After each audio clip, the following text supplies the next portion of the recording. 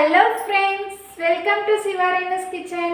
இன்னைக்கு நம்ம என்ன பார்க்க போறோம்னா ஒரு குயிக்கா செய்யக்கூடிய லஞ்ச் பாக்ஸ் ரெசிபி தான் பார்க்க போறோம். அது ஹெல்தியான சாப்பாடுங்க. அது என்னன்னா கொத்தமல்லி சாப்பாடு. அது எப்படி செய்யறதுன்னு பார்க்கறதுக்கு முன்னாடி நம்ம சேனலை நிறைய பேர் சப்ஸ்கிரைப் பண்ணாம பார்த்துட்டு இருக்கீங்க. ப்ளீஸ் சப்ஸ்கிரைப் பண்ணுங்க फ्रेंड्स. பக்கத்துல இருக்க பெல் ஐகானை கிளிக் பண்ணிக்கங்க. அப்பதான் நாங்க போடுற ஒவ்வொரு வீடியோஸும் உங்களுக்கு நோட்டிஃபிகேஷன் வரும். இப்போ வாங்க फ्रेंड्स வீடியோக்குள்ள போலாம்.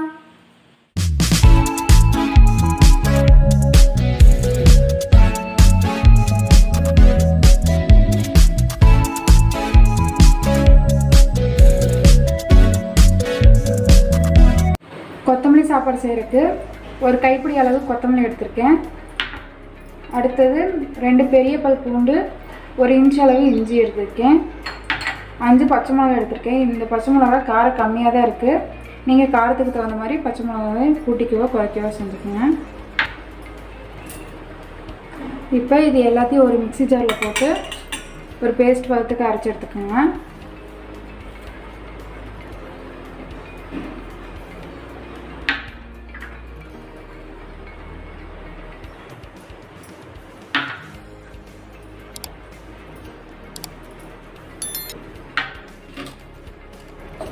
இப்போ வாங்க ஃப்ரெண்ட்ஸ் கொத்தமல்லி சாப்பாடு எப்படி செய்யணும்னு பார்க்கலாம்.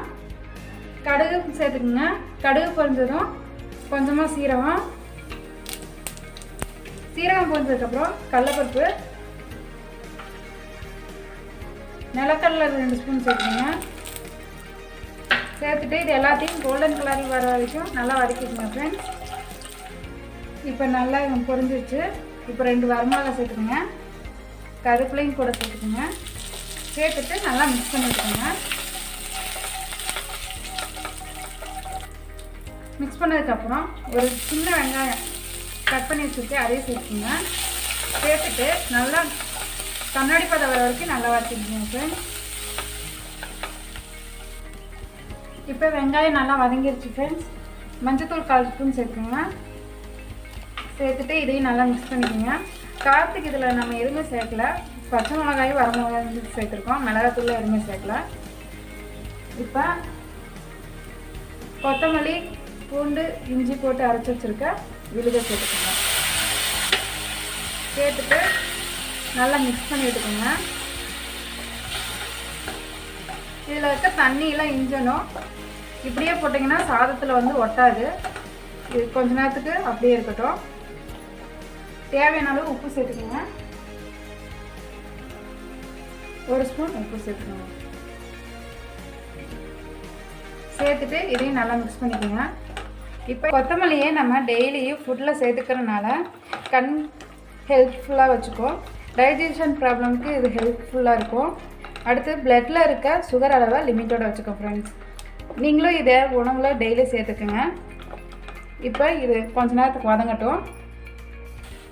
நல்லா வதங்கிடுச்சு ஃப்ரெண்ட்ஸ். இப்போ எடுத்து வச்சுருக்க சாதத்தை சேர்த்துக்கோங்க. சேர்த்துட்டு நல்லா மிக்ஸ் பண்ணி விட்டுக்கோங்க. இது உங்கள் வீட்டில் இருக்க குழந்தைங்களுக்கு செஞ்சு கொடுங்க. அது பார்க்குறக்கே ஆசைப்பட்டு சாப்பிடுவாங்க. இது உங்கள் வீட்டு குழந்தைங்களுக்கு டிஃபன் பாக்ஸ் கொடுத்து அனுப்புனீங்கன்னா நல்லா சாப்பிட்டு காலி பண்ணிடுவாங்க ஃப்ரெண்ட்ஸ். நீங்களும் உங்கள் வீட்டில் செஞ்சு பாருங்கள். இப்போ ரெடி ஆயிடுச்சு. இப்போ வாங்க சர்வ் பண்ணலாம். இப்போ பாருங்கள் ஃப்ரெண்ட்ஸ், கொரியாண்டர் சாப்பாடு ரெடி ஆயிடுச்சு. ரொம்ப கலர்ஃபுல்லான ஹெல்த்தியான கொரியாண்டர் சாப்பாடு ரெடி ஆயிடுச்சு. இப்போ வாங்க ஃப்ரெண்ட்ஸ் டேஸ்ட் பண்ணி பார்க்கலாம்.